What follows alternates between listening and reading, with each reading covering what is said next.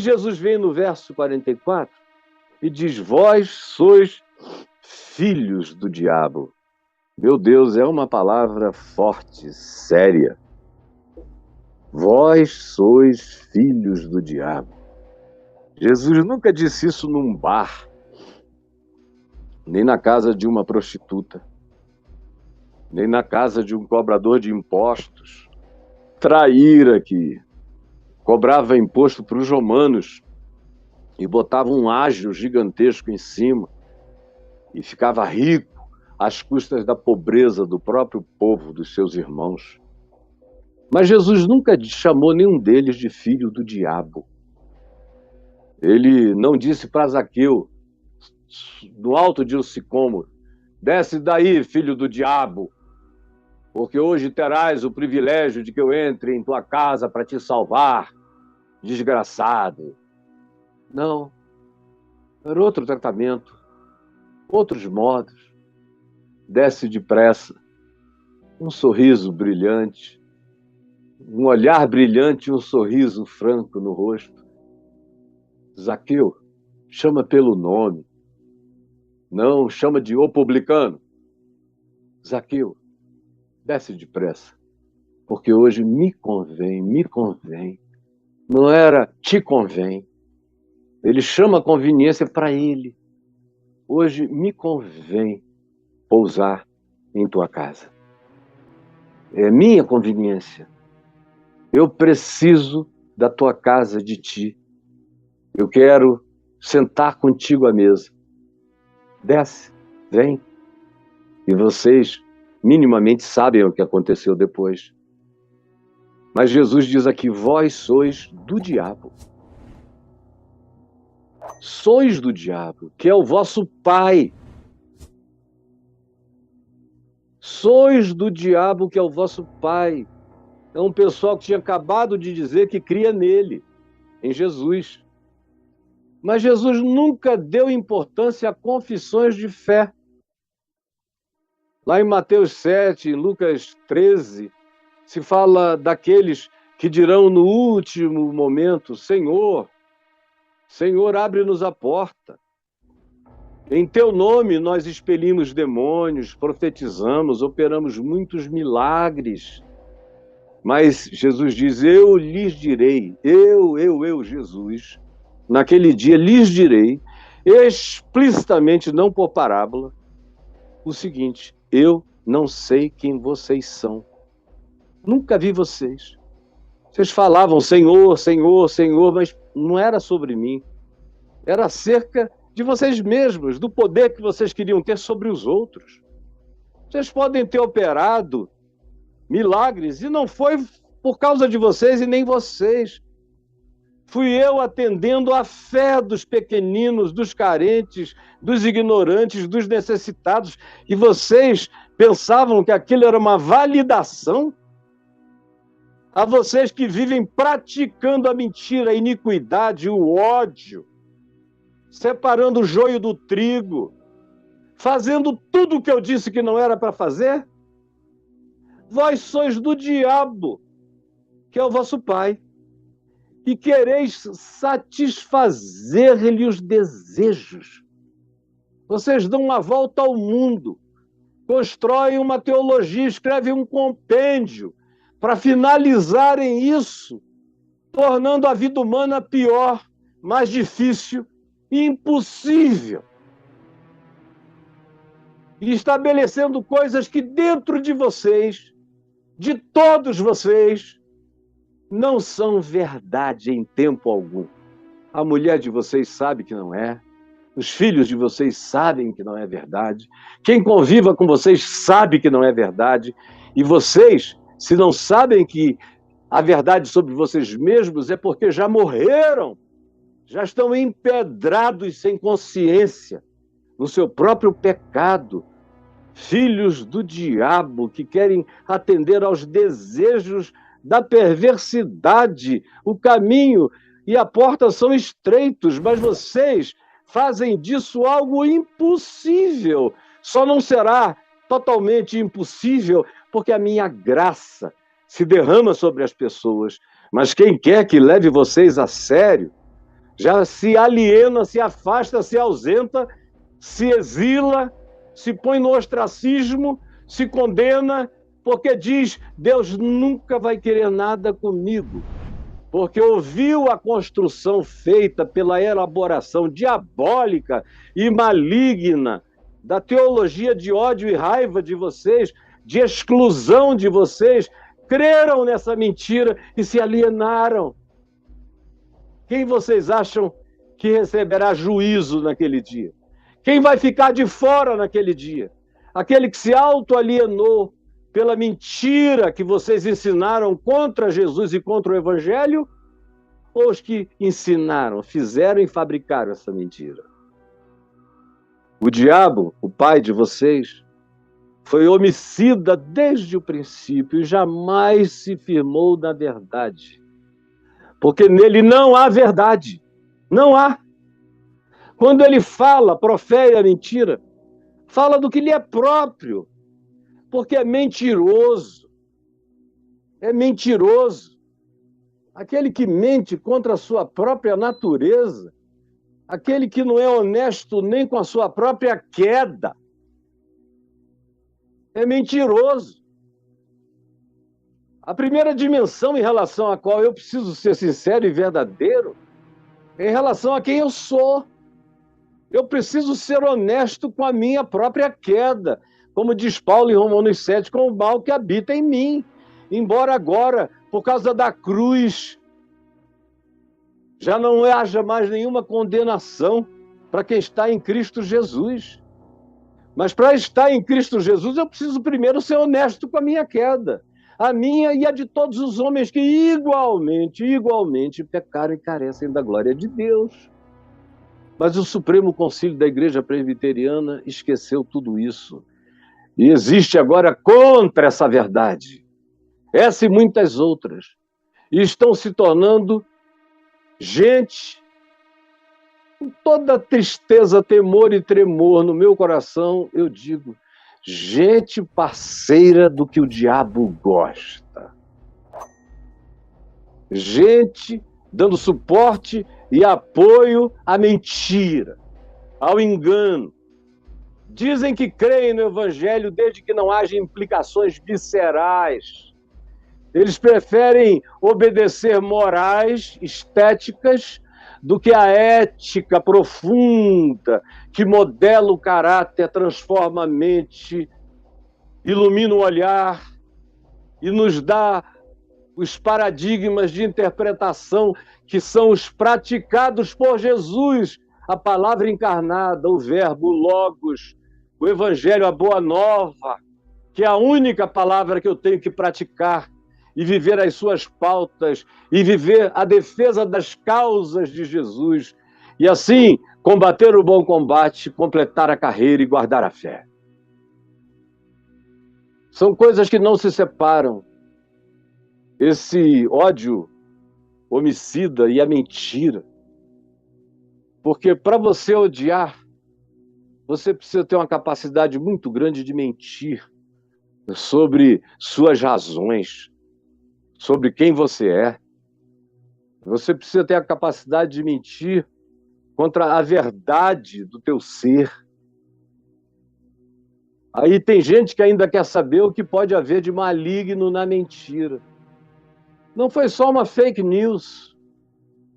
Não era verdade, mas eu contei para a glória de Deus.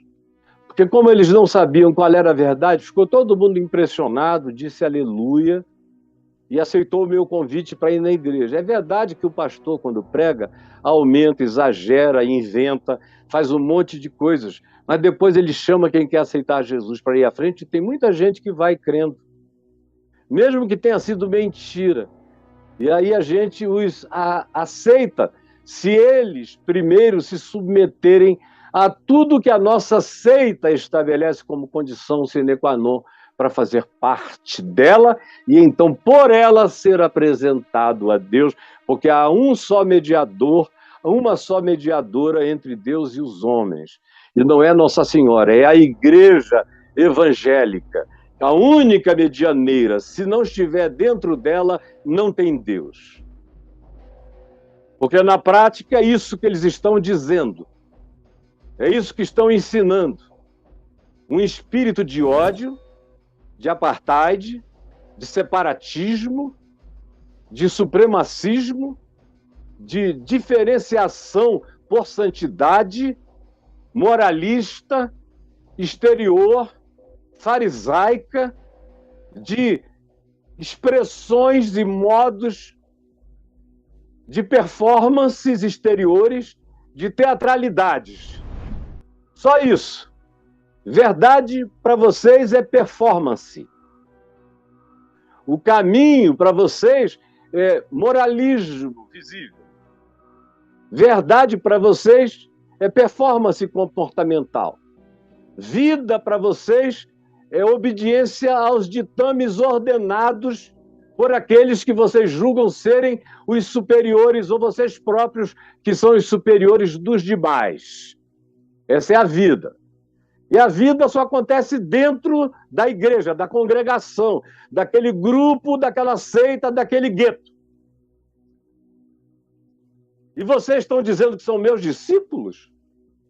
Vocês não conheceram nada no dia que vocês permanecerem na vivência do Evangelho, na prática do Evangelho, da experiência do Evangelho, no amor e na verdade e na justiça segundo o Evangelho, na graça do Evangelho que vaza de mim, que é praticado por mim, então vocês serão verdadeiramente meus discípulos. E se forem meus discípulos, deixarão o engano, a mentira, o homicídio, o separatismo, o santarismo, que produz santarados.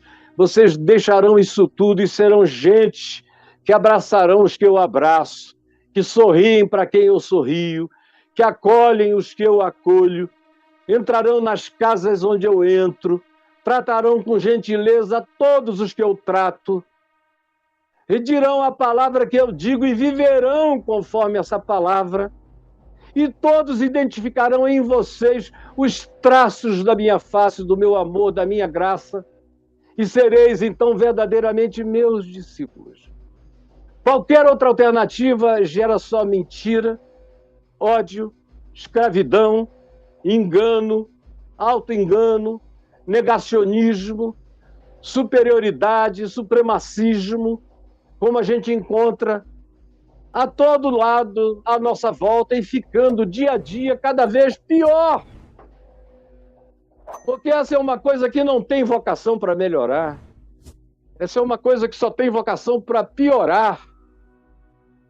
Piorar. Só piora, entendeu? Não melhorou. Faz 2000 anos e não melhora. Por quê?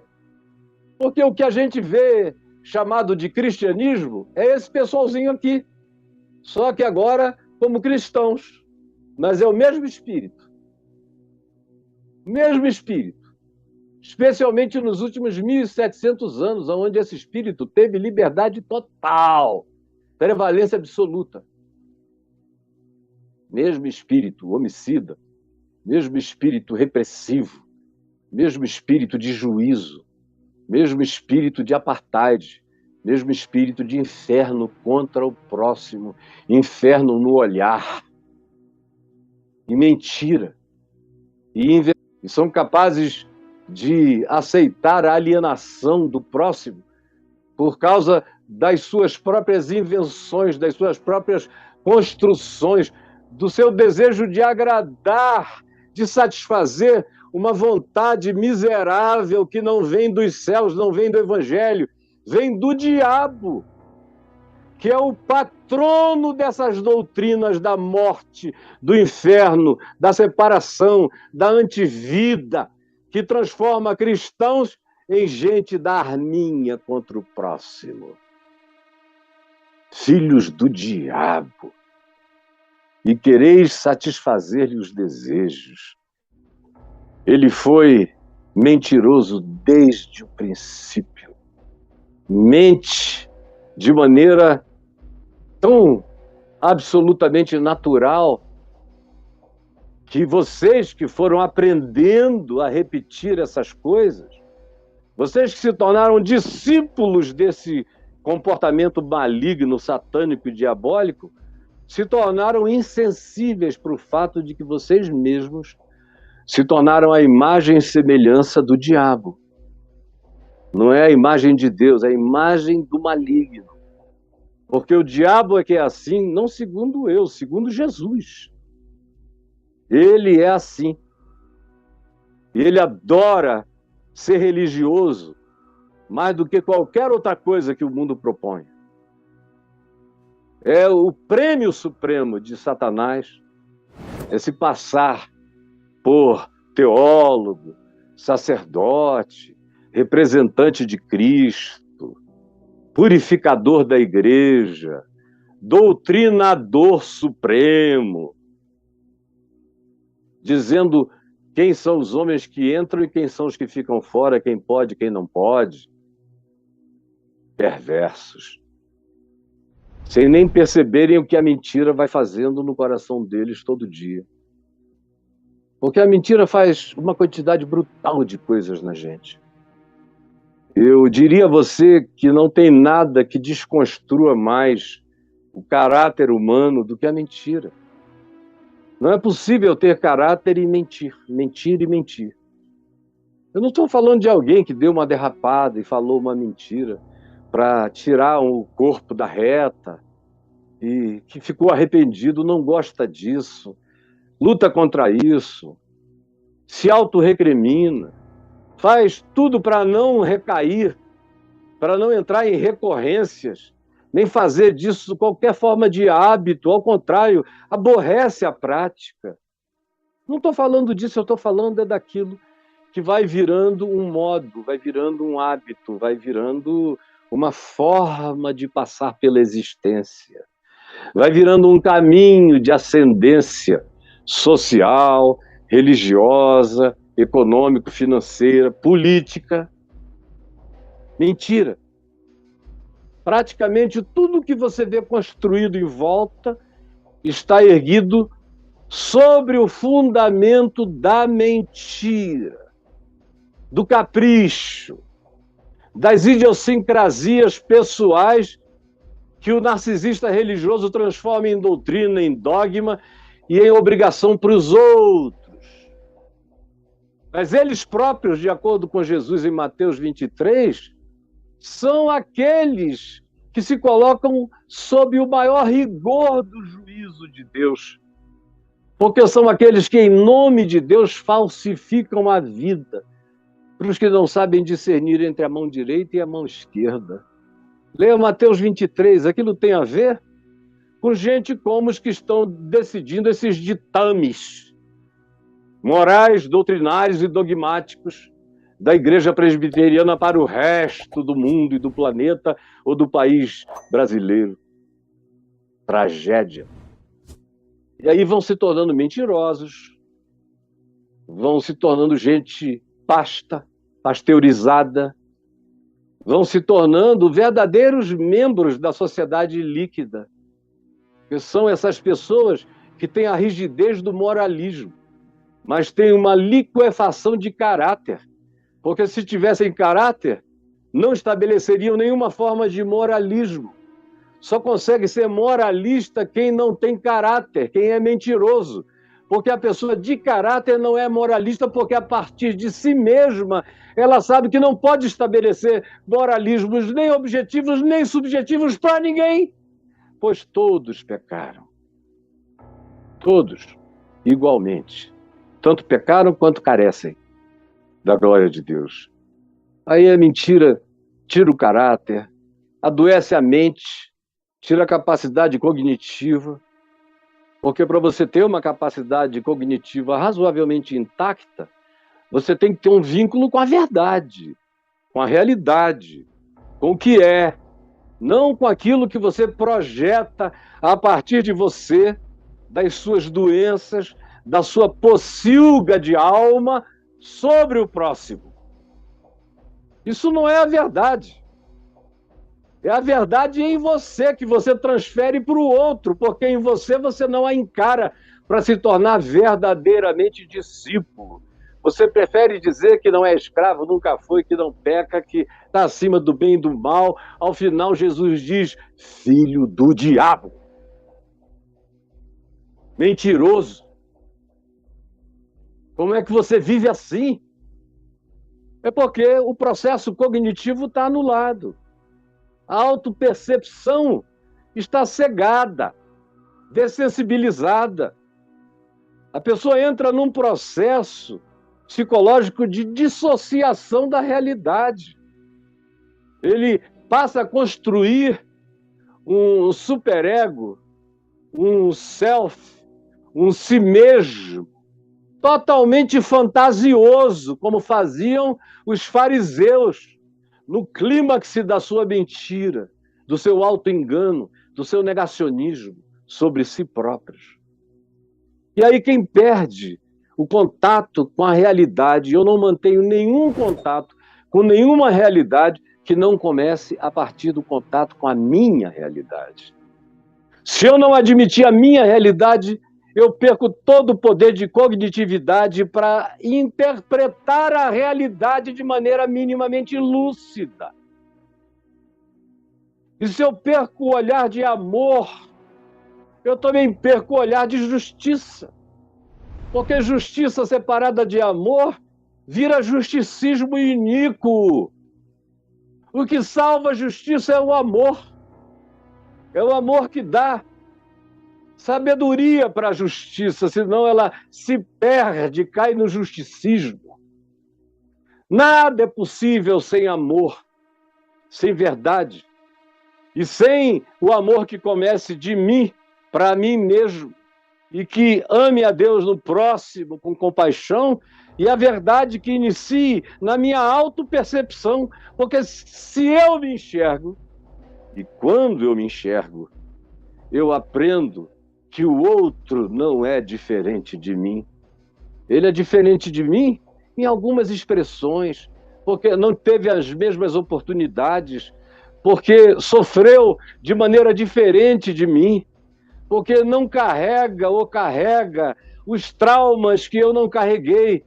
Agora, justamente porque eu não sofri o que ele sofreu, eu acabei me tornando alguém que se sente superior a ele. E no meu espírito de superioridade, eu me torno mentiroso, homicida e incapaz de entender a verdade, a linguagem de Jesus, que é a verdade. Eu me torno cognitivamente incapacitado ao discernimento da realidade.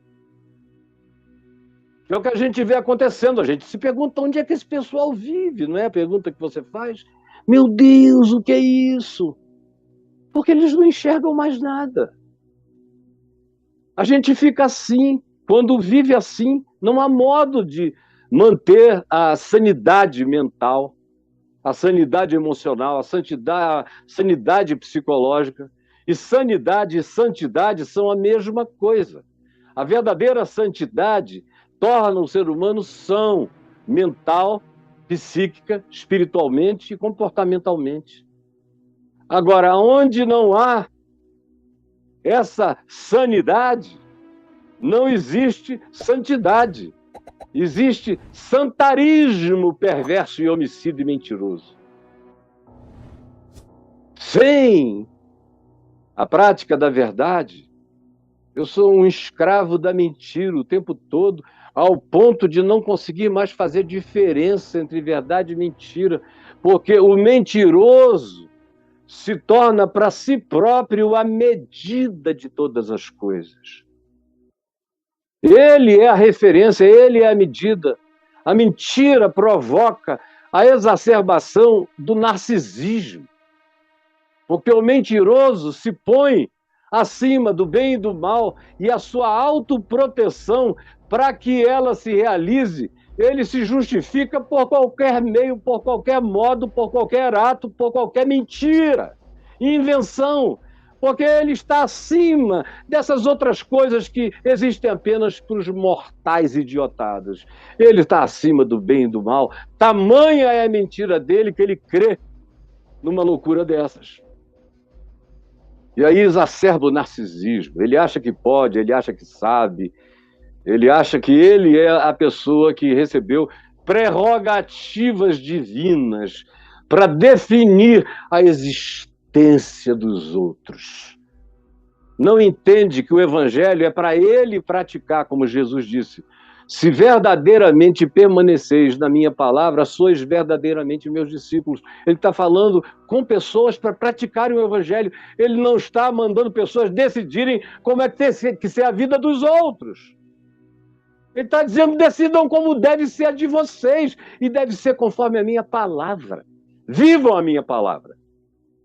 A minha palavra não é um estatuto para ser colocado, para ser vivido pelos outros por imposição de vocês, pelas ameaças de vocês, pelas escatologias de vocês, dentro de cujos poços de juízo vocês acabarão caindo, como Jesus disse que aconteceria.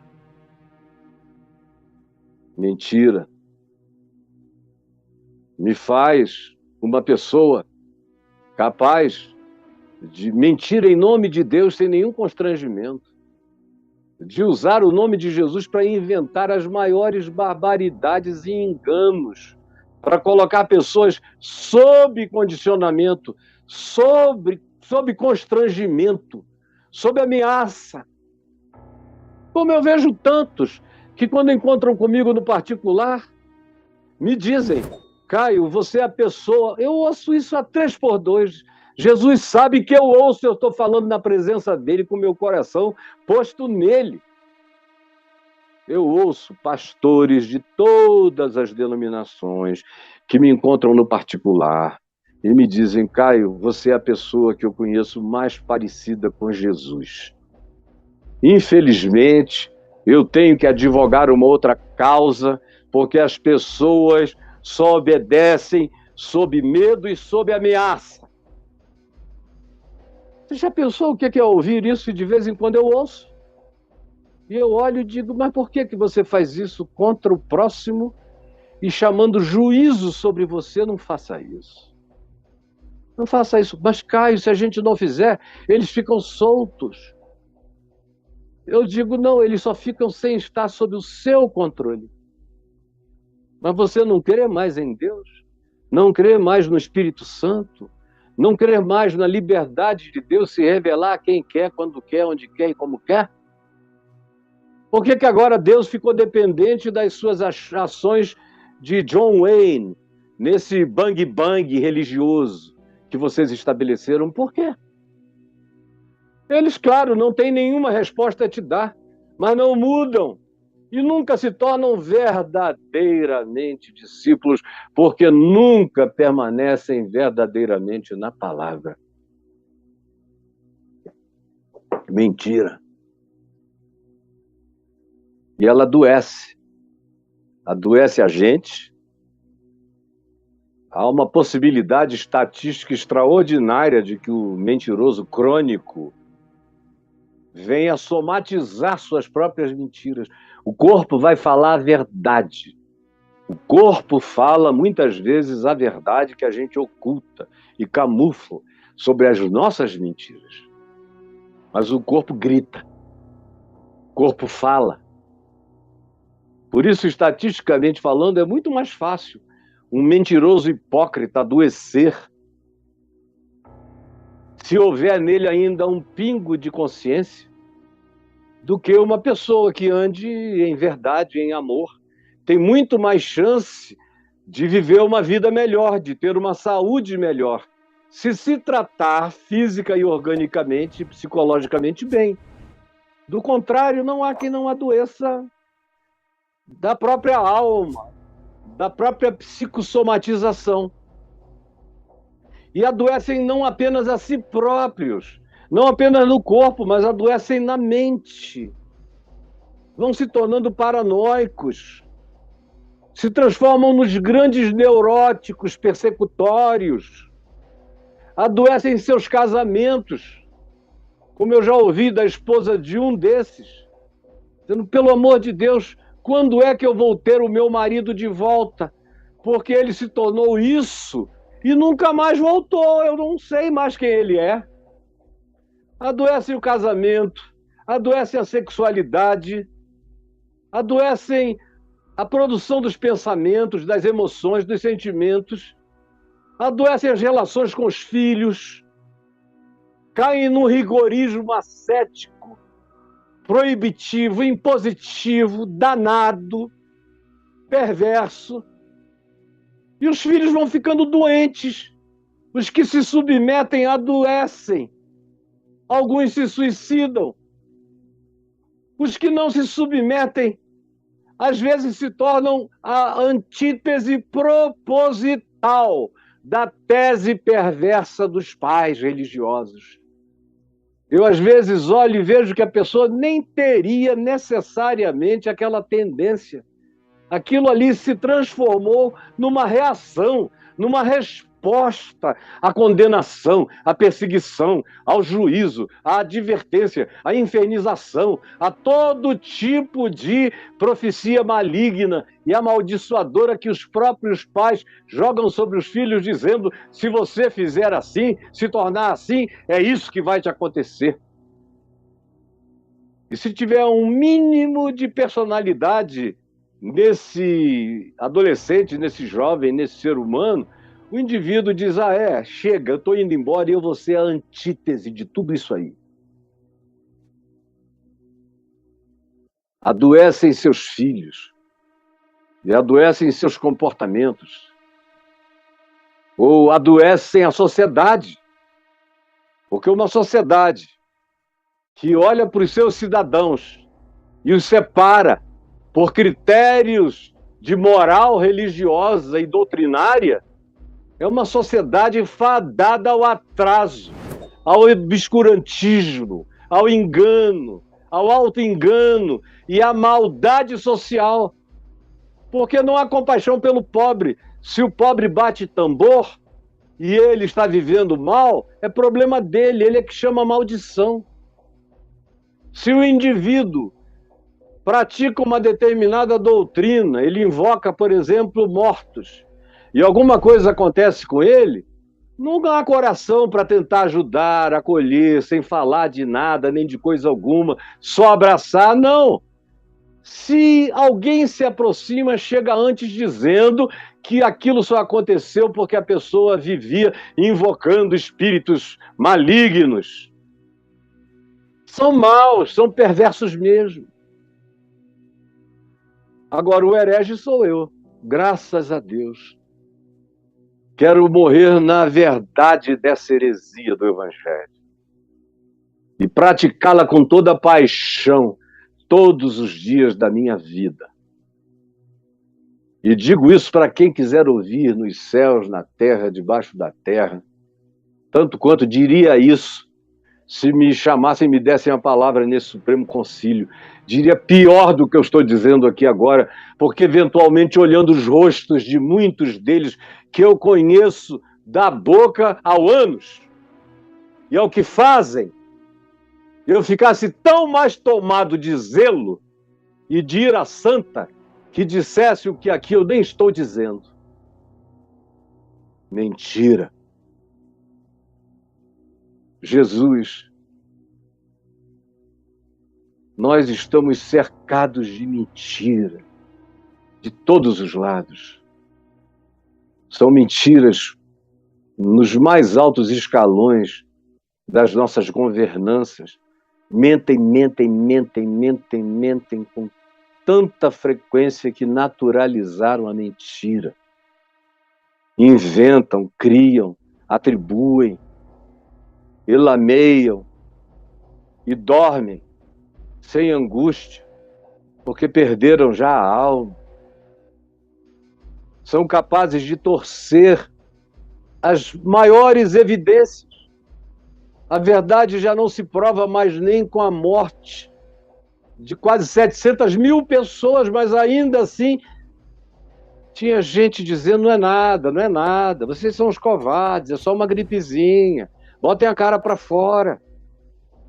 Porque a mentira tira toda a capacidade de acolhimento da verdade como bem para nós e para o próximo.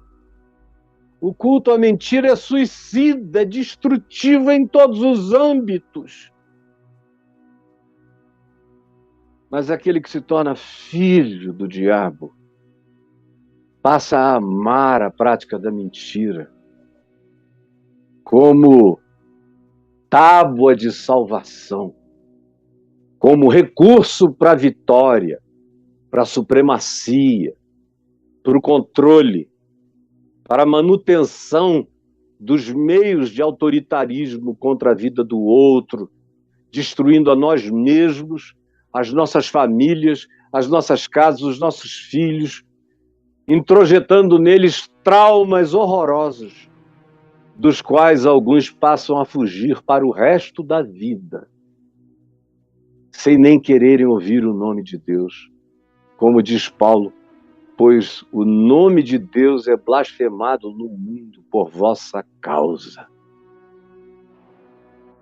Por favor, Jesus, permite que essa palavra chegue a corações que não estejam comprometidos com a mentira, nem com a filiação ao diabo e ao espírito da morte, da segregação, do apartheid, do soerguimento de muralhas de uns contra os outros. Salva-nos dessa malignidade que está presente em todos os lugares e que está sobretudo presente na boca, cheia de dentes, dos que mentem em teu nome deslavadamente. Eu te peço que essa palavra de profecia do Evangelho encontre algum coração aberto. Eu te imploro, de fato, Espírito Santo, que tu convenças do pecado, da justiça e do juízo. É o que eu te peço em nome de Jesus. Amém e amém.